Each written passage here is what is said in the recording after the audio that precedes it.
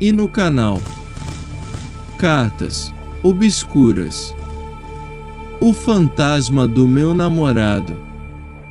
E tudo aconteceu no ano de 1997. Conheci uma pessoa nesse ano, em setembro, mas só nos aproximamos no início de dezembro, quando ele me pediu em namoro. Mas foi um namoro relâmpago, pois dia 12 do mesmo mês e ano ele morreu. Fiquei super mal. Não sei se foi pelo fato de eu ser sempre sozinha e ter me apegado a ele tão rápido, já que ele teria sido meu primeiro namorado. Fiquei um mês de cama, dormi o dia todo e à noite parecia uma penada vagando. Ele ficava a noite toda acordado e dormia até tarde em vida também. Fiquei muito estranha. As pessoas tinham medo de mim. Chegava a me chamar de psicopata, pois fiquei muito séria e quieta. Também, como eu ia mostrar alegria, se sentia uma tristeza profunda. Andava de cabeça baixa, um olhar parado. Talvez poderia ser os dois. A depressão por ter perdido alguém que me apeguei tão rápido. E também poderia ser ele, pois, como disse, tive todos os comportamentos que ele tinha. Fiquei muito estranha. Nessa época a vizinha me pagava para dormir na casa dela. Embora nunca tivesse pensamentos ruins, mas eu não teria coragem de dormir do lado de uma pessoa com esses comportamentos, pois ela teve, até porque ela morava só, e os filhos moravam em outro estado com a avó, mãe dela. Certa noite, acho que umas 2 ou 3 horas da madrugada, acordei do nada fixando o olhar na brecha, entre o telhado e a parede da casa. Parecia que eu já sabia o que ia acontecer, quando de repente, vejo lá no alto, 2 pernas passando. Até pensei que poderia ser um gato, mas não era, porque a brecha era grande, então se fosse gato eu ia ver 4 patas, e não 2. E deu início à caminhada e desapareceu. Ali mesmo, não sumiu com o final da brecha.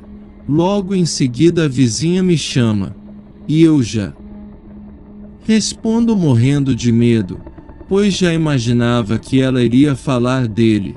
Foi quando ela fala: vai pra igreja porque ele tá te seguindo. Naquela hora senti um desespero tão grande, doida pra ir embora pra minha casa, mas fui me acalmando e acabei ficando por lá mesmo, até porque não poderia deixar ela na mão. Tanto ela como a mãe dela mexia com essas coisas de trabalho de macumba, mas não tô aqui criticando religião de ninguém, só tô dizendo, porque tudo indica que ela, por mexer com essas coisas, também viu, e logo em seguida me chamou e avisou que ele estava me seguindo.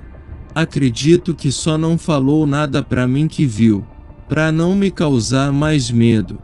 E eu também acabei não falando nada pra ela, e acabou ficando por isso.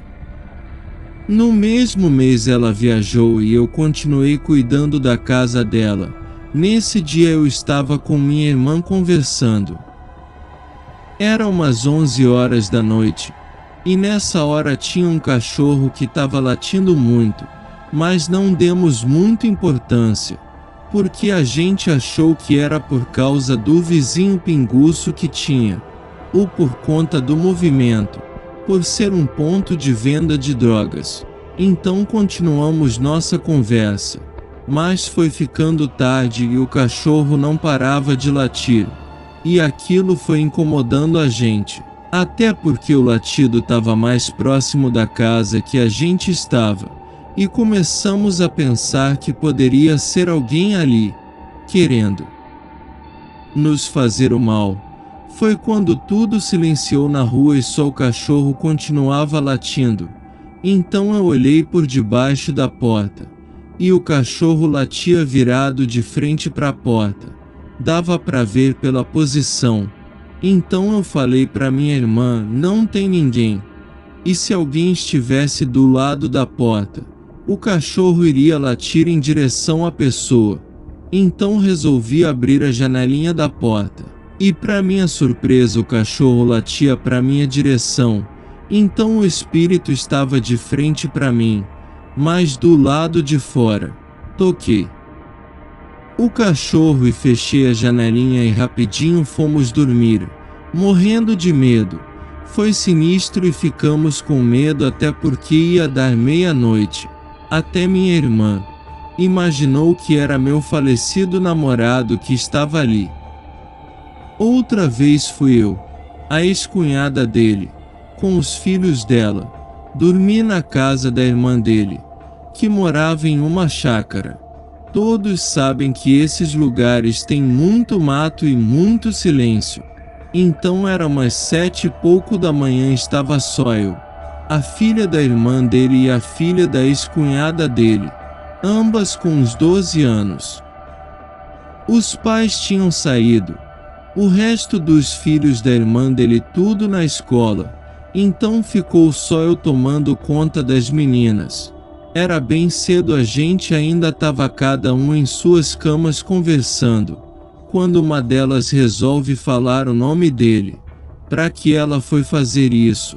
Não demorou muito pra gente ouvir a correria em volta da casa toda. Não era gente. Se fosse os cachorros iam latir e tinha vários cachorros e bravos.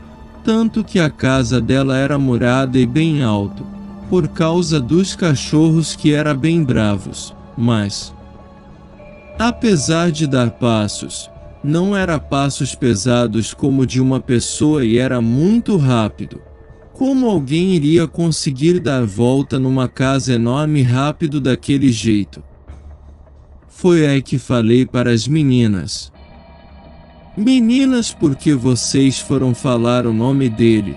E de repente os tropelos param e a maçaneta da porta da sala começa a se mexer, como se alguém estivesse desesperado para entrar. E logo em seguida do quarto do menino que já tinha ido para a escola, faz o mesmo movimento. Aí que ficamos mais assustadas. Mas fazer o que naquela hora? Ficamos no quarto aonde já estávamos até tudo parar.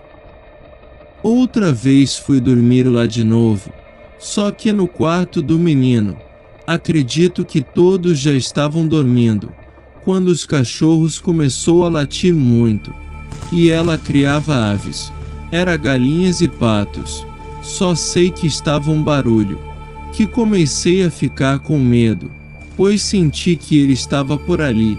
Eu estava virada de frente para a parede morrendo de medo de virar para trás e dar de cara com ele. Depois peguei no sono e não vi mais nada. Outra vez isso aconteceu na casa da ex-cunhada dele. Falo ex-cunhada porque ela morou com o irmão dele.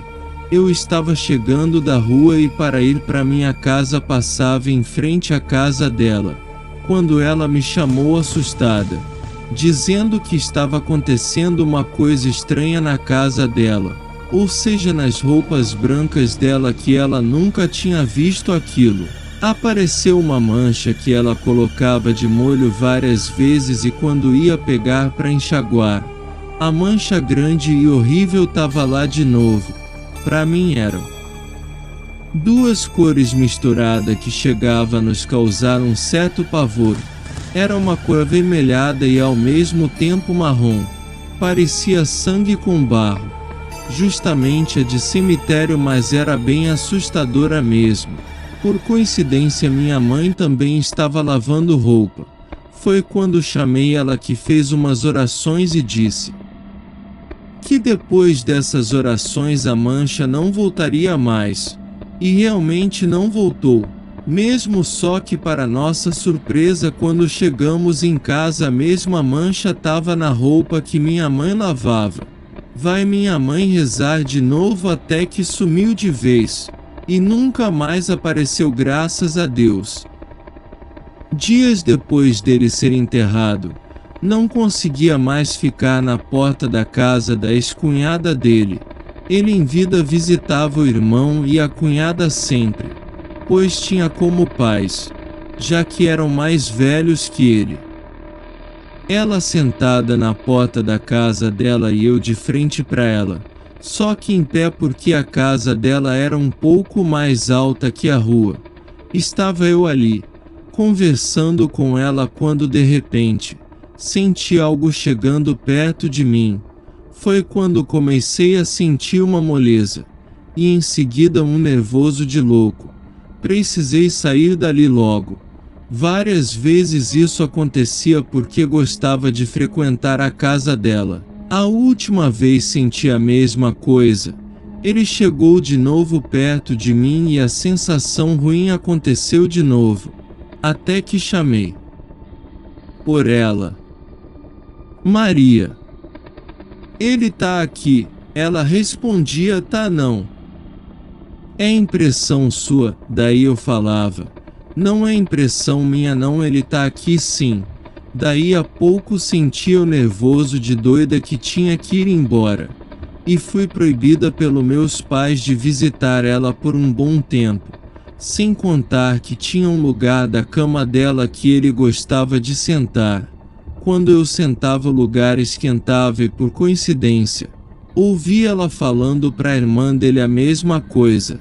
Quando sentava no lugar que ele costumava sentar pegava fogo. Mas não falei nada, só pensei, então não é coisa da minha cabeça.